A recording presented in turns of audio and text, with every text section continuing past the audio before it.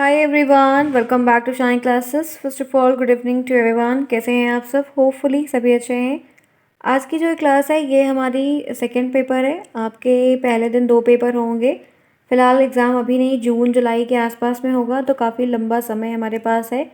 आराम से आप एक एक पॉइंट को अच्छे से पढ़ सकते हैं। बुक से सेल्फ स्टडी कर रहे हैं या यहाँ से नोट्स बना रहे हैं या नोट्स टेलीग्राम से परचेज़ कर रहे हैं या सीरीज़ से पढ़ रहे हैं, सिर्फ सीरीज़ से मत पढ़िएगा क्योंकि सीरीज़ें बहुत ही शॉर्ट टर्म में चीज़ें दी रहती हैं और जो पुराने पेपर्स हैं उनके ही क्वेश्चन सिर्फ वहाँ पर रहते हैं। और काफ़ी बड़ा सिलेबस है, 8 पेपर आपको देने हैं। तो फर्स्ट सेमेस्टर जितना सीरियस के साथ आप चीज़ों को पढ़ेंगे उतनी ज़्यादा चीज़ें आपको कवर होंगी और फर्स्ट सेमेस्टर में ही अच्छे नंबर आपको गेन करने हैं, तभी वो 90% के ऊपर चीज़ें कवर होती जाएंगी। आज की जो क्लास होगी वो शिक्षण अधिगम की क्लास होगी। बाल विकास, शिक्षण अधिगम और सामाजिक अध्ययन, ये 3 पेपर आपके 50-50 नंबर के हैं। इनसे ही आपको काफ़ी बढ़िया कॉपी लिखनी है। बी कॉपी भी आपको मिलती है, तो इन पे आपको डेली अपने 1 से 1.5 घंटे देने हैं, पढ़ना है। मैथ डेली लेनी है और एक 50 एक 25 का रेशियो बनाकर आपको क्लासेस कवर करनी है। आप जुड़े हैं मेरे साथ। मैं हूँ शानी, सभी का स्वागत है शानी क्लासेस। जितने फ्रेंड्स पहली बार इस चैनल पर आए हैं, जिन्हें इसके बारे में पता चला है, प्लीज़ चैनल को सब्सक्राइब करिए, दोस्तों में शेयर करिए, अपने ग्रुप्स में अपने दोस्तों के साथ। टेलीग्राम को ज्वाइन करिए। टेलीग्राम जिन्होंने नहीं अपडेट बनाया है प्ले स्टोर से डाउनलोड करके ज़रूर ज्वाइन करें। वहाँ पे ज्वाइन होने के फ़ायदे, आपको हर क्लास का लिंक वहाँ 15 से 10 मिनट पहले दिया जाता है। क्लास आज होगी नहीं होगी ये अपडेट पहले बताई जाती है। फिर और भी जो इम्पोर्टेंट चीज़ हैं, कुछ क्विज़ेस भी पहले हो रही थी, वो भी अब जल्द से जल्द होने लगेंगी। तो वहाँ पर आपको डेली क्विज़ भी करवाई जाएगी आपके सब्जेक्ट से ओरिएंटेड। एग्ज़ाम से रिलेटेड कोई अपडेट है तो वो भी आपको वहाँ पर बताई जाएगी, जिससे आपको बहुत सारे फ़ायदे होंगे। और बहुत सारे पीडीएफ भी हैं जो आपको अवेलेबल कराए जाएंगे। बहुत सारी हेल्प आपको वहाँ पर मिलेगी। वहाँ पर आपको डाउट पूछने के लिए लिंक भी दिया गया है, तो उस लिंक से टच करके आप डाउट भी पूछ सकते हैं। तो ये काफ़ी चीज़ें हैं जो आपके लिए की गई हैं, जहाँ से आपके काम आसान हो सकते हैं। तो इसलिए टेलीग्राम को ज्वाइन करना बहुत, लिंक आपको हर चैनल पे दिया जाता है, हर क्लासेस में, हर चैट बॉक्स में। नाम शालिनी क्लासेस भी टेलीग्राम का है, तो वो आपको ईजिली वहाँ पर अवेलेबल हो जाएगा सर्च करने पर। अब बढ़ते हैं अपने क्लास की रफ्तार पे, जहाँ पर हम सिद्धांतों के बारे में पढ़ रहे थे। सिद्धांत के ऊपर हमने 1 से 2 क्लासेस की, उनमें 2-2 छोटे-छोटे सिद्धांत पढ़े। सिद्धांत अभी थ्योरी के टाइप में है, हम थ्योरी के टाइप में देख रहे हैं, लेकिन हम इसे क्वेश्चंस के फॉर्म में भी कवर करेंगे, ठीक है? क्योंकि हमें इसे लिखना क्वेश्चंस के फॉर्म में है। क्वेश्चन में हम छोटा लिखते हैं, 2 लाइन का लिख रहे हैं, 20 वर्ड 25 वर्ड का लिख रहे हैं। थ्योरी हमारी 50 वर्ड 100 वर्ड 200 250 वर्ड्स की हैं। तो हमको उस पैराग्राफ में से सिर्फ एक सेलेक्टिव आंसर्स को निकालना है और उन चीज़ों को समझते हुए चलना है कि हम कैसे वहाँ पे एग्जाम्पल्स वगैरह को लिख पाएँ प्रॉपर तरीके से। आगे बढ़ते हैं, देखते हैं। ये पेपर आपका शिक्षण अधिगम है, जो कि पेपर आपका 2 है। ये एजुकेशन पेपर 2 कहिए या शिक्षण अधिगम कहिए, दोनों एक ही चीज़ें हैं। हमने प्रेरणा के सिद्धांत को सबसे पहले पढ़ा था। एक दिन में हमने 2 सिद्धांत को पढ़ने का टारगेट बनाया। उसके बाद हमने क्रिया का सिद्धांत पढ़ा। नाम अगर आपको याद है तो नाम में ही सारी बातें छुपी हुई हैं। नाम पे आपको पकड़ है या नाम एकदम क्लियर है तो आप इसकी जो थ्योरी है वो अपने आप से बनाकर भी लिख सकते हैं। साथ ही साथ बहुत सारे एग्जाम्पल जो हम डेली की एक्टिविटीज़ में करते हैं वो भी इसमें लिख सकते हैं। तो हमने दूसरा पढ़ लिया। हमने तीसरा भी पढ़ा था इसी की तरह, रुचि का सिद्धांत बखूबी हमने पढ़ा। फिर हम आगे बढ़ते हैं। हमने चौथा निश्चित उद्देश्य का सिद्धांत, जो एम हमारे फिक्स्ड होते हैं, हम उन पे काम करते हैं, उनके बारे में हमने डिटेल में जाना कि ये क्या है। लिखने को पूरा प्रश्न आएगा। फिर हमने नियोजन का सिद्धांत भी पढ़ा कि प्लानिंग क्या होती है, कैसे करते हैं, क्या ज़रूरी है क्या नहीं ज़रूरी है, करना चाहिए नहीं करना चाहिए, उनके बारे में जाना। हमने फिर चयन का सिद्धांत भी देखा। ये सारी क्लास आपको प्लेलिस्ट में मिल जाएंगी। आपको शिक्षण अधिगम 2023 बैच की जो प्लेलिस्ट है उसमें जाना है और उनमें चीज़ों को देखना है। 2022 की भी देख सकते हैं, लेकिन 23 की जो नई है उनको डेली देखिए। 2022 की जिस दिन क्लास नहीं हो रही या आप खाली हैं आगे पढ़ना चाहते हैं तो उनको भी वहाँ से देख सकते हैं। ये क्लास आपको एकदम नई फ्रेश मिलेगी। यहाँ पर चीज़ें आपको काफ़ी अलग भी मिलेंगी इन कंपैरिजन टू 2022। आज हम जिसके बारे में पढ़ेंगे वो हमारा एक नया सिद्धांत है जिसका नाम है विभाजन का सिद्धांत। ये 7वां नंबर हमारा है, 7वां सिद्धांत है। फिक्स नहीं है कि 7वां यही है, बट ये है कि 7th हम विभाजन के सिद्धांत के बारे में जानेंगे कि ये शिक्षण अधिगम में क्या है, कैसे प्रश्न आपको आएगा। तो पहले हम ये समझते हैं कि टॉपिक क्या कह रहा है। टॉपिक है विभाजन का सिद्धांत, कुछ डिवाइड करने का प्रिंसिपल। विभाजन का मतलब क्या होता है? अलग करना या उसको छोटा करना, उसको तोड़ना, तोड़ के करने का कुछ प्रिंसिपल या बताना, लोगों को बराबर इक्वल डिस्ट्रीब्यूट करना, कुछ डिवाइड होने की, अलग होने की बात यहाँ पर समझ में आ रही है। इसके बहुत सारे एग्जाम्पल्स भी होंगे। पहले हम थ्योरी को डिस्कस करते हैं, पूरा समझते हैं कि इसकी थ्योरी में क्या बात कही गई है। यहाँ पर लिखा हुआ है, सभी को क्लियर दिख रहा होगा। अपनी क्वालिटी को आप लोग 360 पे किया करिए ताकि आप लोग को भी बहुत चीज़ें क्लियर दिखाई दें। देखिए, इसे लघु सोपान का सिद्धांत भी कहते हैं। लघु का मतलब क्या होता है? छोटा। सोपान का मतलब विधि और तरीका। तो यहाँ पर लघु नाम आ गया। विभाजन के सिद्धांत से लघु से क्या रिलेशन बन रहा है? शिक्षण स्वयं में व्यापक एक प्रक्रिया है, बहुत बड़ी प्रक्रिया है। टीचिंग जो है वो खुद में बहुत बड़ी प्रक्रिया है। शब्द भले छोटा है हिंदी में शिक्षण, लेकिन वो बहुत विशाल है। इसका जो एरिया है वो काफ़ी बड़ा है। इसको सफल बनाने का सबसे तरीका है इसे विभाजित करके पढ़ाया जाए। अगर आप चाहते हैं कि प्रॉपर तरीके से शिक्षण लोगों को दिया जाए या बच्चों को दिया जाए, हर चीज़ें सही रूप में सही तरीके से हो जाए, तो उसको आपको ये ध्यान रखना है कि आपको उसको डिवाइड करना पड़ेगा। आपको उसको इक्वली शेयर करना पड़ेगा। शिक्षक को चाहिए कि पाठ्य वस्तु को विभाजित करें। एक बुक होती है, उस बुक में 10 चैप्टर होते हैं, तो टीचर एक दिन में ही 10 चैप्टर कभी नहीं पढ़ाता। हम लोग भी पढ़ रहे हैं, आप बाल विकास पढ़ रहे हैं, किधर से पीछे भी हमको पूरा पढ़ना है, आगे भी हमको पढ़ना है, बीच के भी यूनिट्स को पढ़ना है। तो हम डायरेक्ट पीछे की यूनिट पे जंप नहीं करेंगे। हम श्रृंखला वाइज चल रहे हैं, पहले आगे का, फिर बीच का, फिर पीछे का। क्वेश्चन हमें आगे से भी आएगा, पीछे से भी। तो ये हम क्या कर रहे हैं, एक दिन में सारा तो पढ़ नहीं सकते हैं, तो हम इसको डिवाइड कर रहे हैं कि पहले पेपर तक हमें इतना पढ़ना है, दूसरे में इतना, तीसरे में, फाइनल में हमें इतना तैयार करना है। तो वैसे टीचर को भी चाहिए कि जो भी सिलेबस में दिया है या जो भी चीज़ें हैं उनको इक्वली डिवाइड कर दे। उससे वो चीज़ें काफ़ी आसान हो जाएंगी। सरल से कठिन की ओर अग्रसर हों, मतलब क्या करें, जो सरल चीज़ें पहले उनको देखें, क्योंकि वो चीज़ें हमें ज़्यादा आसान लगती हैं, हमें समझ में आती हैं, फिर हम क्या करते हैं और आगे बढ़ते जाते हैं उन सब चीज़ों को ध्यान। तो जो चीज़ें सरल हैं, ईजी हैं, उससे हम कठिन की ओर रफ्तार बढ़ाएं, तो वो चीज़ काफ़ी अच्छी होगी, बनी रहेगी। संप्रेषण जो है व्यवहारिक बना रहेगा। किसी पाठ का जो पाठ सूत्र है, फॉर्मूला है, जैसे मैथ में है या केमिस्ट्री में है, तो उसमें आपको सबसे पहले किसी को कुछ पढ़ाना है, बताना है, समझाना है, लेसन प्लान बनाना है। लेसन प्लान इस बार बनाने को आपको टीचिंग में मिलेगा। तो हम वहाँ पर प्रस्तावना रखते हैं, फिर उद्देश्य लिखते हैं, फिर कथन लिखते हैं, फिर प्रस्तुतिकरण करते हैं। तो ये जो टर्म है ये हमें फॉलो करते हुए चलना होगा। फिर सामान्यीकरण हो जाता है, फिर प्रयोग हो जाता है। ऐसे बहुत सारे छोटे छोटे सोपान बन जाते हैं और हम इन्हीं के बेस पे एक एक स्टेप, जैसे आप कोई गेम खेलते हो, कई सारे लेवल में गेम होता है, तो लेवल 1 जब तक आप नहीं जीतेंगे तब तक आप लेवल 2 में नहीं घुस सकते। तो वैसे ऐसे ही तरीके शिक्षण में भी अप्लाई किए जाते हैं कि आपको 12th पास करना है तो 10th करना ही करना होगा। आप बहुत सारे एग्जाम्पल से लिख सकते हैं जहाँ पर आपको हर चीज़ों में कोई चीज़ पढ़ा रहे हैं या बता रहे हैं, कुछ कर रहे हैं, तो प्रस्तावना होनी ही होनी चाहिए। फिर आपके उसके उद्देश्य भी होने चाहिए, कथन भी उसमें काफ़ी अच्छा होना, प्रस्तुतिकरण भी होना चाहिए। तो व्याकरण का ज्ञान देने के लिए हम पहले अक्षर ज्ञान बनाएंगे। हमें जैसे व्याकरण के बारे में बताना, टैग व्याकरण की परिभाषा बता दो, फिर उससे संबंधित शब्द की परिभाषा बता दो, वाक्य क्या होता है उसकी बता दो, ऐसे ऐसे करके पूरा संज्ञा सर्वनाम सब पढ़ा दो। तो क्या बच्चे को ये समझ में आएंगी कि उसे क्या पढ़ाया जा रहा है या उसे क्या बताया जा रहा है, कैसी बातें उसे समझाई जा रही है, उसे कुछ समझ।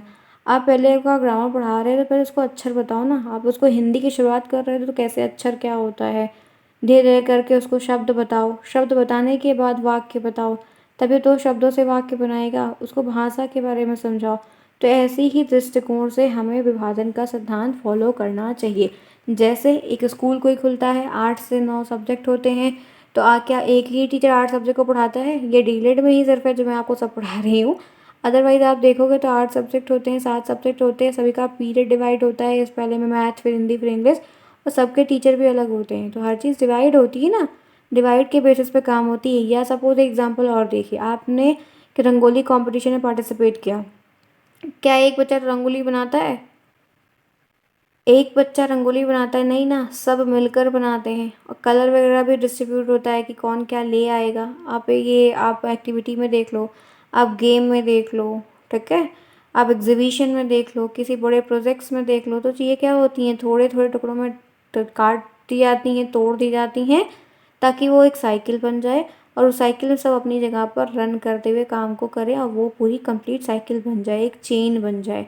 तो विभाजन का सिद्धांत कुछ इसी तरीके से होता है कि सरल से कठिन की ओर चलो, हर चीज़ को लघु सोपान के तरीके से, लघु विधि के रूप में उसको तोड़ दो।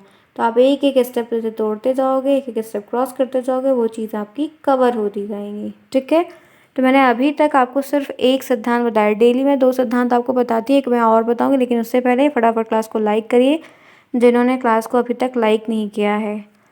क्विक ईच एंड एवरीवन, आप लोग को लाइक करने के लिए डेली कहना पड़ता है, तो कोशिश करिए कि आप लोग लाइक ज़रूर करिए। जो बच्चे बाद में ज्वाइन करते हैं वो समय पर आएँ, समय पर क्लास करें ताकि और अच्छा रहेगा।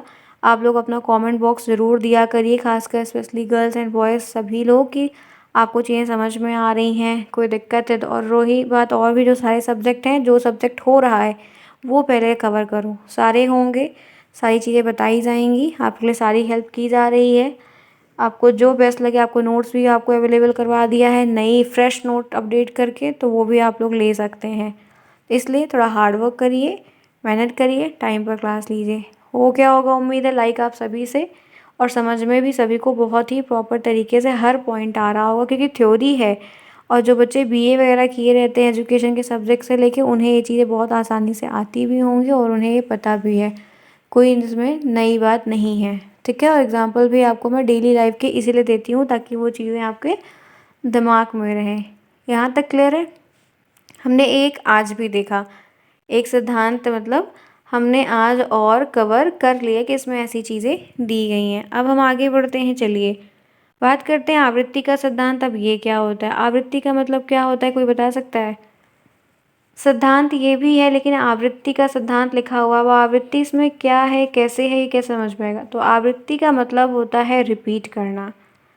क्या करना? रिपीट करना, दोहराना। तो इस सिद्धांत का मतलब है कि आप कोई चीज़ को जितना रिपीट करोगे, जितना दोहराओगे, वो स्थान, वो चीज़, वो रूल उतना आपको कंठस्थ होता जाएगा, क्योंकि कहा था प्रैक्टिस मेक्स मैन परफेक्ट। जितना आप प्रैक्टिस करोगे, जितना आप काम करोगे, वो चीज़ें आपकी उतनी क्लियर होंगी। तो ये आवृत्ति का सिद्धांत छोटे बच्चों की कक्षाओं के लिए ज़्यादा अच्छा होता है। बड़े बच्चे उतना रिपीट नहीं करते, पर छोटे बच्चों के लिए काफ़ी महत्वपूर्ण सिद्धांत होता है। और हमें प्राइमरी के लिए पढ़ाई करनी है, प्राइमरी की चीज़ों को समझते हुए चलना है, तो ये चीज़ें हमारे लिए काफ़ी इंपॉर्टेंट है, पढ़नी ही पढ़नी हमें होंगी। ठीक है, तो ये आपको ध्यान में रखना है। अब आगे बढ़ते हैं, इसमें कह रहा है यह सिद्धांत इस बात पर बल देता है कि किसी क्रिया या विषय वस्तु को सीखने या आत्मसात करने के बाद उसको कई बार दोहरा लेना। आपने कोई चीज़ सीखी, आपने कोई नई चीज़ देखी, एक बार में कम उम्मीद है कि वो आपको समझ में आए, आप एक बार में उसको समझ पाएँ, तो ये चीज़ बहुत अच्छी होती है। या ये प्रिंसिपल इसीलिए बना हुआ है, ये इस पे फोकस करता है, यह बात कहता है कि अगर आपने कोई चीज़ पढ़ी है, उसको समझा है, जाना है, इस पे कुछ काम किया या करने वाले हैं, तो उसको रिपीट करिए। इससे क्या होगा, जब आप उसको दोहरा रहे हो तो विषय का जो भी ज्ञान है वो टिकाऊ होगा, मतलब स्थिर होगा, स्टेबल होगा, आपके लिए यूज़फुल बनेगा, वो चीज़ आपको समझ में आएगी। थॉर्नडाइक साहब हैं, इन्होंने इसी अभ्यास के नियम की संज्ञा दी है। उन्होंने कहा कि आप कर ये एक बात कही, करत करत अभ्यास के जड़मत होत सुजान। जितना आप अभ्यास करोगे उतना आपको चीज़ें आती जाएंगी। तो यहाँ पर रस्सी आवत जात है, सिल पर परत निशान, मतलब जिस कार्य को हम बार बार करते हैं वो कार्य आसान हो जाता है। और शिक्षण भी जिस पाठ या तत्व को हम बार बार पढ़ते हैं, जैसे एक किताब है, उस किताब में कोई एक स्टोरी ऐसी है जो बहुत अच्छी होती है, तो हम उसको घूम फिरा कर बार बार वही पढ़ते हैं। या हमें जो टॉपिक आने लगता है हम बार बार वही पढ़ते हैं। ऐसा क्यों करते हैं? वैसा हम इसलिए करते हैं क्योंकि उसमें जो हमारा ध्यान लग जाता है, हमको इंटरेस्ट आने लगता है। रुचि और ध्यान जो होते हैं वो एक सिक्के के दो पहलू होते हैं। जहाँ पे आपको रुचि आएगी वहीं पर आप ध्यान लगाओगे। तो आवृत्ति का सिद्धांत छोटी कक्षाओं के लिए बहुत ही ज़्यादा महत्वपूर्ण और उपयोगी होता है समझने के। आपको ये लिखने को कैसे आएगा, आवृत्ति का सिद्धांत क्या होता है, एक टाइप का आवृत्ति के सिद्धांत किसे कहते हैं, आवृत्ति के सिद्धांत से आप क्या समझते हैं, आवृत्ति के सिद्धांत का अभिप्राय दीजिए। इसी तरीके से आपको कई सारी चीज़ें चेंज करके मिलेंगी। तो ये आपको पढ़नी होगी, समझनी होगी, देखनी होगी, तभी इन चीज़ों को आप कवर कर पाएंगे। यहाँ तक बात समझ में आई सभी को? किसी को कोई प्रॉब्लम है तो पूछ सकते हैं, प्रॉब्लम नहीं होगी, बेसिक है, सिंपल है। जितनी महत्वपूर्ण चीज़ें हैं वो मैंने सिंपल तरीके से आपको बता दी हैं। यहाँ तक क्लियर है? 2 हमने आज भी देख लिया। ठीक है, आगे बढ़ते हैं। एक हम लोग आज और देखते हैं, 3 रचना का सिद्धांत। अब ये क्या है? रचना का मतलब यहाँ पर रचना तो बहुत सारी लड़कियों का नाम है। फिलहाल के लिए रचना का सिद्धांत क्या है? रचना का मतलब क्या है? कुछ कलाकृति, कुछ करना, कुछ बनाना, कुछ चीज़ें नई बनाना। तो रचना के सिद्धांत में क्या बातें समझ में आ रही हैं? अगर लिखने को आ जाए कि रचना का सिद्धांत बताइए, रचना का सिद्धांत किसे कहते हैं, क्या अभिप्राय है, तो कैसे लिखेंगे? सफल शिक्षण वही है जो बालकों को रचनात्मक शक्ति का विकास कराता है। जो एक अच्छा शिक्षण वही होता है जो क्रिएटिव पावर्स होती हैं या कुछ क्रिएटिव बनाने की जो पावर होती है उसका डेवलपमेंट कराना। इसके लिए टीचर को चाहिए कि वह शिक्षा में बालकों को इस प्रकार से क्रियाओं को करने के लिए प्रोत्साहित करें, उनको प्रेज़ करें, उनको बढ़ाएँ, उनको मोटिवेट करें, जिससे वो चीज़ों को एक रचनात्मक तरीके से खूब बढ़िया बनाएँ, कुछ क्रिएटिव तैयार करें। जो मस्तिष्क हैं, हाथ हैं, हृदय, इन तीनों का काफ़ी अच्छा योग होता है। इनका भरपूर इस्तेमाल करें, जो कि हम नहीं करते हैं। उनसे कुछ नया क्रिएट करें, उनकी हेल्प से कुछ बढ़िया बनाएँ, कुछ बेहतर बनाएँ, जिससे विषय में जो इंटरेस्ट नहीं आ रहा है वो उसमें इंटरेस्ट लें और हर उस पे जो है अपना काम करें। जैसे kindergarten Montessori, madam Maria Montessori, इन्होंने विकलांग बच्चे जो हैं उनके ऊपर बहुत काम किया है। तो ये हमेशा रचना के सिद्धांत पे ही काम करती हैं और ये कहती हैं कि अगर आप कोई चीज़ किसी को सिखाना चाह रहे हैं या सिखा रहे हैं या आप चाहते हैं कि वो चीज़ें हो जाएँ तो उनको खुद करने का मौका दिए। वो जब तक उन चीज़ों को नहीं करेंगे तब तक वो चीज़ें उनको उतनी नहीं आएँगी। तो उनको खुद करने का आप मौका देंगे तो वो चीज़ें आसान हो जाएँगी और वो बहुत ही रिलेवेंट तरीके से, प्रॉपर तरीके से उन काम को कर पाएँगे ताकि उन्हें प्रॉब्लम बिल्कुल भी ना हो। तो रचना का सिद्धांत जो है वो प्रॉपर तरीके से काम करता है और चीज़ें समझ में हमें आसान तरीके से आने लगती हैं। तो ये चीज़ें आपको यहाँ पर ध्यान रखनी होंगी जो कि हर जगह पे अलग-अलग होती है और हर स्तर या हर कक्षा के बच्चों के लिए भी अलग-अलग होती है। तो रचना का सिद्धांत क्या होता है, रचना का सिद्धांत किसे कहते हैं, आप कैसे समझते हैं, मैं आपको क्वेश्चंस भी इनके ऊपर जल्दी ही करवाऊँगी। तो वो चीज़ें आपको और बेहतर समझ में आएँगी, तो आप लिख पाएँगे कि रचना का सिद्धांत अगर पूछा जा रहा है, तो क्या आंसर लिखना है, कैसे लिखना है। तो ये थ्योरी की क्लासेस जैसे हो रही हैं, वैसे टॉपिक्स देखते चलिए कि हाँ, आपको जब भी टॉपिक दोबारा आपके सामने आए, तो कुछ नया ना लगे कि हाँ, आपने पढ़ा है, तो आप कर ले जाएँगे। ठीक है? तो यहाँ तक की बारी हो गई। अब एक क्लास हमारी और होगी, जो नेक्स्ट होगी इस सिद्धांत के ऊपर, जिनमें हम 2 सिद्धांतों को और हमारा 2 या 3 बचा हुआ वो पढ़ लेंगे। तो ये सिद्धांत का टॉपिक जो आपके शिक्षण अधिगम से शुरुआत मैंने की थी, इसकी शुरुआत यहाँ पर मतलब ये ओवर हो जाएगा। फिर हम नया टॉपिक आगे पढ़ेंगे। क्लास अगर आज की पसंद आई है, समझ में आई है, तो ऐसे लाइक करते रहिए, आगे बढ़ते रहिए। मिलते हैं नेक्स्ट में, तब तक के लिए take care, bye bye, see you soon, best of luck.